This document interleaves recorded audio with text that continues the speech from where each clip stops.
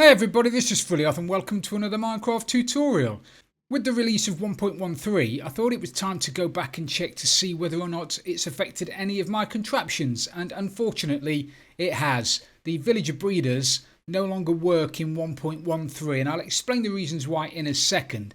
But in this video I'm going to show you how to build the single pod villager breeder that works flawlessly in 1.13. Now there are two main reasons why the old villager breeder doesn't work in 1.13. The first one is down at the bottom. Now you may well be able to see this. I don't have a new texture pack yet. That's not been released, updated yet. So we're going to have to make do with the standard texture glass, which is a little bit difficult to see through. But you might be able to see that the villagers stand halfway down the source block of water. In the previous versions, in 1.12 and before that, they actually bobbed quite a bit up and down, and they went all the way down to the bottom and then back up again. But unfortunately they don't in 1.13. And what that means is when the babies are born, they're born inside what was the glass block. Now I've changed the glass blocks for slabs, but when that was a glass block, the baby would be born half inside the glass block, and he would never drop down far enough to be able to be forced out. So he'd stay there forever. So in order to sort that out, we've had to change the glass blocks there for slabs. Easy enough to do. The second reason this stopped working was to do with how villagers detect villages. In the previous version of the single pod villager breeder, the villager would stand one block further up. So he would stand, when the village was active, he would stand with his head just underneath that quartz block. When he was down as low as he is now, in the previous versions, he wouldn't be able to detect a village. It looks like Mojang have changed that, and now he can detect a village when he's one block below it. So there he can detect a village. Now he's outside his detection range, and that will within 60 seconds no longer be a village. So this guy has to be dropped down by a block. If you've currently got the single pod village breeder and you want to make it work in 1.13, it's easy enough to do. There's a bit of work, but it's easy enough. You need to replace these the glass blocks that were there with slabs. Easy enough to do. Break them out. You might have to take your villagers out to start with, but you might get away with not doing that. And then just force a slab in there with a piston, like we're going to do in a minute. And then we need to raise the doors up by one level. So when the village is off, when the breeder is off, there are two air gaps between the top of the villager and the blocks that the doors stand on. In 1.13. In 1.12 there is only one block. Hopefully I'm not complicating it too much, but the two main reasons this broke was glass blocks because the baby spawned inside them, and one air gap, which meant that even when the villager breeder was turned off, the villager there would still detect the village. Hopefully you're still with me. Now I'll show you how to build this thing.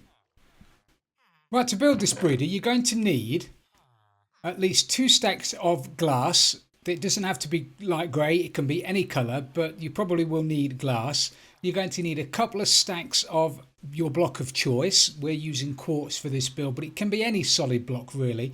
You're going to need 10 slabs. Again, they don't have to be quartz, they can be any slab, but they do have to be slabs. You're going to need 2 chests and a hopper for the minecart storage. You're going to need several powered rails, at least 2 powered rails. You're going to need 1 detector rail. You're going to need at least 2 normal rails. You're going to need several minecarts, as many minecarts as you think you're going to need. You'll need 9 for the dispenser, and then you'll probably need to fill your double chest up with some minecarts anyway. So grab as many as you can. You're also going to need a couple of redstone torches. You're going to need a dispenser. It has to be a dispenser, it can't be a dropper. And you're going to need a lever to power the powered rails. For the top, you're going to need a couple of glowstone blocks. They can be sea lanterns if you want them to be. They don't have to be glowstone. In fairness, you could get away with those all together and use a solid block, but I recommend you use an illuminated block because then you're less likely to have mob spawn at the top of your breeder.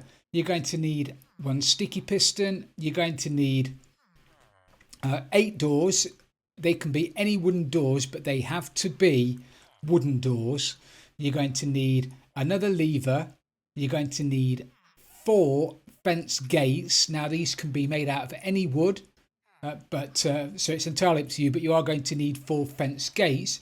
You're going to need a couple of buckets of water. You need 1 bucket for the bottom to force the babies into the corner. You're going to need another bucket halfway up for your breeding pair of villagers to stand in. You're going to need at least 5 ladders to get you on top of your breeder for when you want to feed them. And you're also going to need a standard non-sticky piston that's going to be used to force the slab in over the top of the breeding pair when you've got the breeding pair in. Unfortunately, I forgot to put it in the chest, but you will need a standard piston. So now you've got all your stuff, you need to find yourself an area that is 5 by 5. And then you need to decide where you want your babies to come out of. So we're going to have our babies coming out there. So you want to build a wall 1 high all the way around your 5 by 5 area, leaving that block as air. You want to leave that free because that's where your minecart is going to pick up your babies from. Then you want to come to the block next to where your babies are coming out of, and you want to build a wall that is 5 high. 4, 5. That's where your ladders are going to go so you can get up on top. And then you want to fill the rest of the wall in with your glass.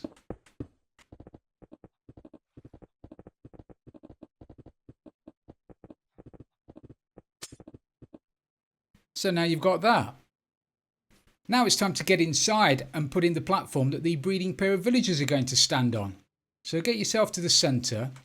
You need to build up a column of 4 blocks. We're going to remove most of these, but you need 4 blocks to start with. And then around the top block, you need to put your fence gates. Now you don't have to put a block underneath them in 1.13 to place fence gates. So I'm much happier about that. This used to be a pain, which is why I used panes in the past and not fence gates. So put yourself down some fence gates around the top block, and you can delete the top block and open your fence gates. I always like them opening one way because I'm funny like that. Then you need to put in your water in the top block. Now you need to do this first because if you put a slab here, we're going to replace that block with a slab in a second. But if you had a slab there now, when you try to place water on top of it, you'd waterlog that block and then the water would just flow everywhere because the source block would be within the same block as the slab. That's all part of the water mechanics in 1.13. So we do have to put a solid block there to start with. And that way we can put the water source block on top of it. Then get yourself at the bottom, put a temporary slab there, and then pop out that block and quickly replace it with a slab. Like that. And then you can get rid of that block and then get rid of those blocks. So now you're left with something that looks like that. Now it's time to put in some slabs around the top. So grab yourself your slabs, any slab, and put a ring of slabs above the fence gates like that. Then pop out that glass block, replace it with a slab. They're going to be the slabs that are forced inwards onto your villagers when you finally get your villagers in, and replace the glass block just there. Then you want to put in a couple of temporary blocks there and there. Pop out that one. Stick yourself in there a piston. It's got to be a normal piston, not a sticky piston. Stick yourself a lever on there, and that's all ready now for when we get the villagers in. Now grab yourself some more glass blocks, and you need to put some glass blocks around the hole like that, and then another one on top of it. And you want to leave the gap on the same side that you've got your ladders, because basically you're going to climb up your ladders, you're going to come into it, and this is where you're going to throw food into your villagers that are going to be down there.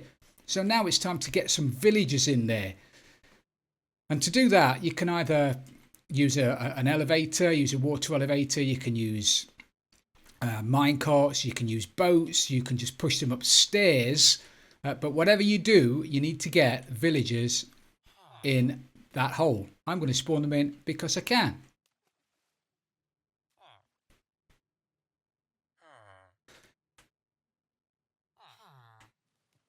Okay, now we've done that, we need to activate the lever. Yeah, it's moved them slightly over, which is not a problem. Just grab your snowballs again.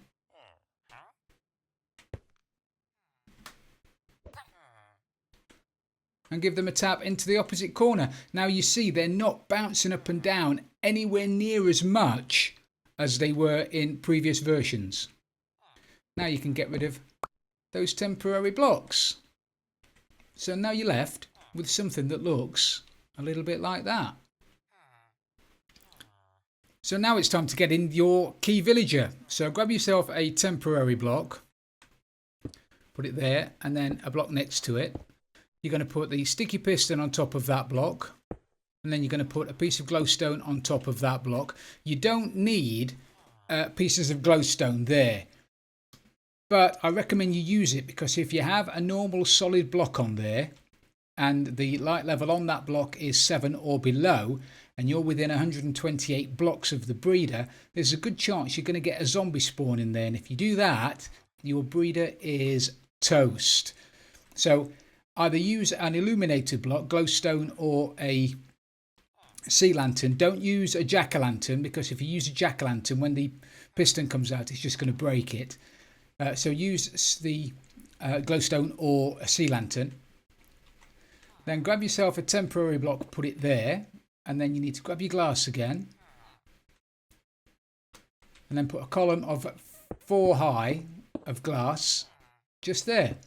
And then you want to completely surround your area where your glowstone is. Like that. Now we need to get a villager in there. Now the villagers for this breeder don't have to be farmers. In fairness, it's probably better if you don't use farmers in the breeder, just because of the way they hoard food. You're better off not using a farmer in the breeder at all. So get yourself to the top, push a villager into there. Now don't worry if he's a nitwit. If he's a green coat, that's ideal. I mean, if you've got 3 nitwits sitting about doing nothing and you don't know what to do with them because you can't trade with them, stick them in a breeder. You won't get baby nitwits just because you have nitwits in your breeder. So get yourself get yourself a villager in the top like that. Nitwits are perfectly acceptable. Then grab yourself a solid block again, and this is where you need to build your fake village. So you need to make a cross on top of your village, on top of your villager.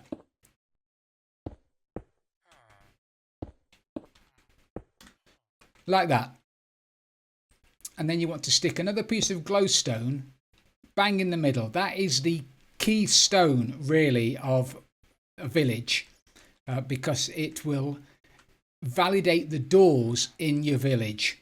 Then you need to grab your doors, any wooden doors, it doesn't matter as long as they're wooden. And you need to put 2 doors on either side like that.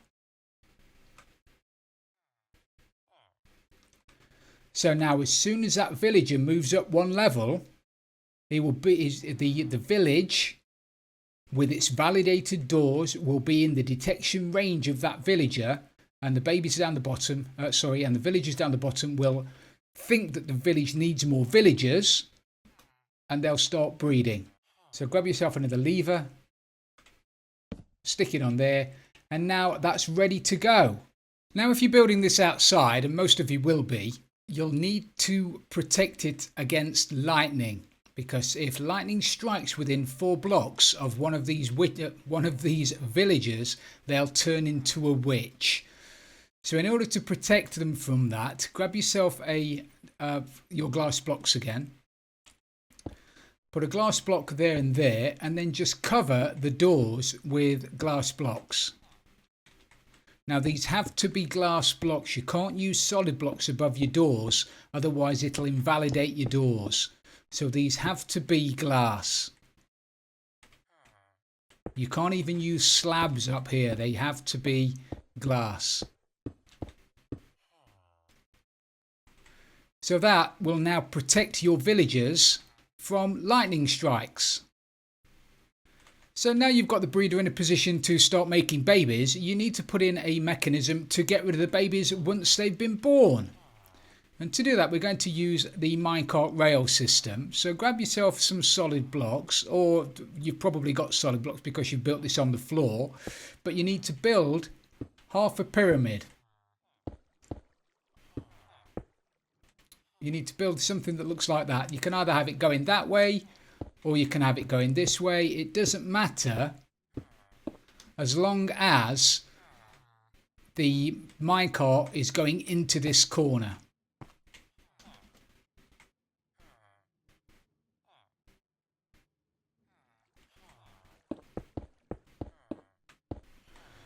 And then you want to put a powered rail there, and then 2 normal rails, a powered rail, and then a detector rail.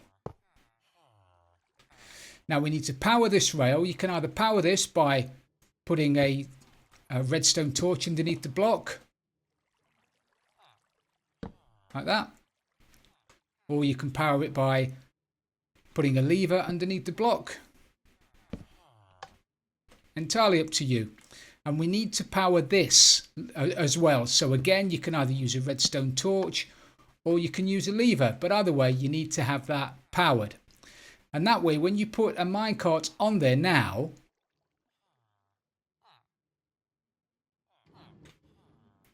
it's going to bob up and down, and it won't have the momentum to make it up to that powered rail until it's got a baby in it. Once a baby jumps through the blocks into the minecart, it'll generate enough momentum to get up to that particular powered rail, and then it'll go over the edge. So now you can fill that in, and then this is going to be where you're going to put your rails to get rid of your baby villagers, to send them wherever you want them to go, to your trading halls or to other breeders or to your iron farms or to wherever. Now with the previous villager breeder, I had it going up a pyramid on one side and then going down the pyramid on the other side. But on occasion, and it's been pointed out to me, and I found this out anyway, on occasion the minecart would come back down the rail, back up over this detector rail, and it would the dispenser would dispense into the minecart. Before you knew it, we'd have minecarts everywhere. So by doing this, by having the drop there, it means that if a minecart does come back down the rail, it'll bounce off that wall and it won't dispense another minecart. So now you've just got to power these rails.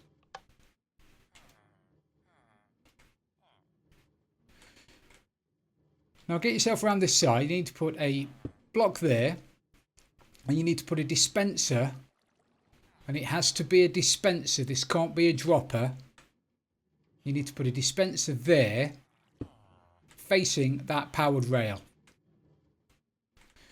And then coming off the back of the block that you've got your detector rail on, you need to put yourself a redstone torch.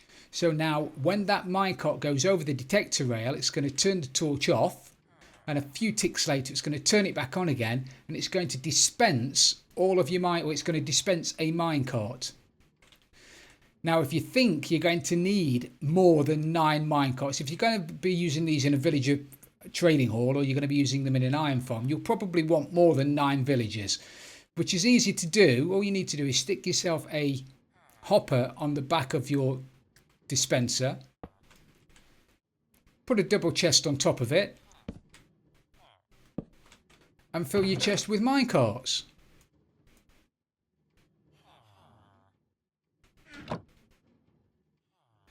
Now every time the minecart goes over there,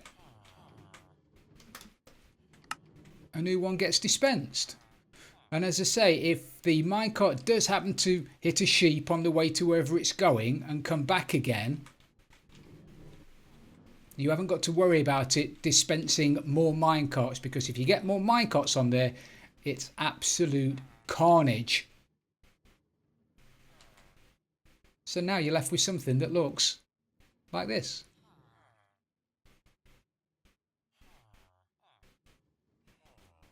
Right, we're nearly there. There's just a couple of things we need to do before we can turn this bad boy on. Firstly, we need to get to the opposite corner of where the minecart is.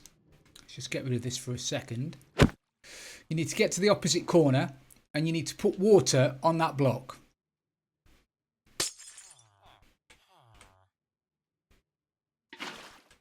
And you can put the glass back in again. So now any babies that fall down into the water are going to be pushed into this corner, and then they're going to be picked up by the minecart. Then you need to get yourself up your ladder onto the top, and you need to throw these guys as much food as you can. As I said, these will take at least 12 carrots or potatoes or 3 loaves of bread before they start thinking about breeding. So if you've got loads of carrots, just throw them. Stacks of carrots, loads of them, or potatoes or bread.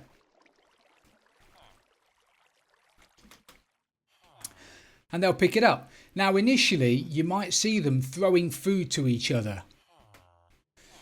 If you see them throwing food to each other often and it continues for any length of time, you've got what is known as a greedy villager. Basically what's happening is, as soon as the villager that's got the most food will throw food to the other villager until they've got about the same. What happens sometimes is the villager with the food will throw it to the villager without the food, but if he's a greedy villager, he'll pick it up again quicker than the other villager can. So he'll continually throw it, pick it up. Throw it, pick it up, throw it, pick it up. And the other guy won't get any food at all. And that will break your villager, that will break your breeder. So if you see your villagers throwing food to each other continuously, you've got yourself a greedy villager. Now the only way to get around that is to throw more food in there. Because if you throw enough food in so the greedy villager, his inventory is full, then the other villager then can start picking food up. But as I say, you can never throw them too much food. If you throw them food and they stop picking it up, then you've thrown them too much food. But just throw them as much as you can.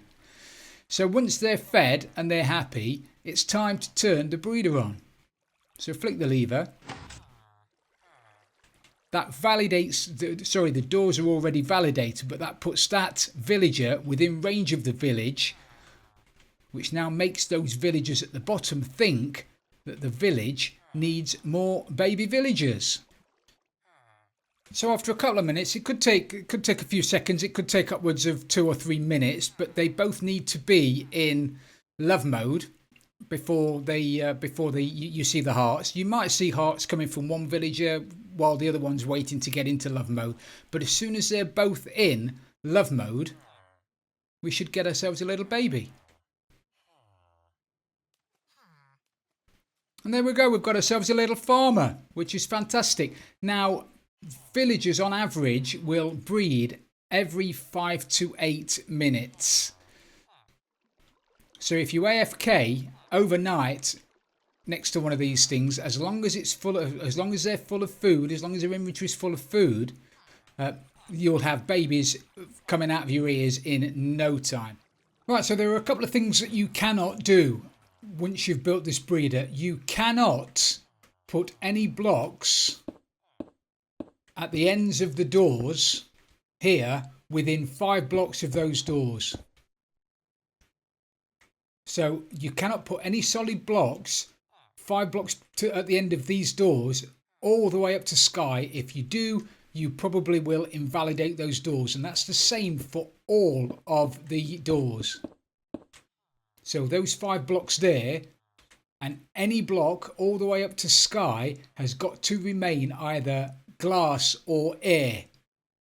Otherwise it'll invalidate the doors. So don't go building anything next to the end of the doors. Also, by the same token, don't go putting a roof on this thing. If you put a roof on it, you quite probably will invalidate the doors. You can if you know what you're doing, but if you don't, if you're not sure, it's just easier not to do it. So a glass roof is fine because that allows sky access. Solid blocks above this breeder, do not do it, otherwise you could invalidate your doors. Do not build this breeder within 64 blocks of another breeder. Okay, if I had another villager in there for this breeder, those 2 villagers would merge together, it would invalidate both breeders. So do not build another villager breeder within 64 blocks of this breeder. Also, do not build this breeder within 64 blocks of an iron golem farm or anything that's got valid doors next to it. So if you've got a normal village, a normal villager village within 64 blocks, do not build this near there, otherwise it will invalidate this breeder. It just won't work. And if you build it within 64 blocks of an iron farm, the breeder will break and the iron golem farm will break. So again, do not build it. I can't stress this too much. Do not build this within 64 blocks of an iron golem farm. So there you go, everybody. That's how you make a villager breeder that works perfectly in Minecraft 1.13. I hope you've enjoyed this video, everybody. If you have, please don't forget to leave it a like, and if you've really loved it, don't forget to subscribe for future tutorials. This is Frilioth, and I'm out of here.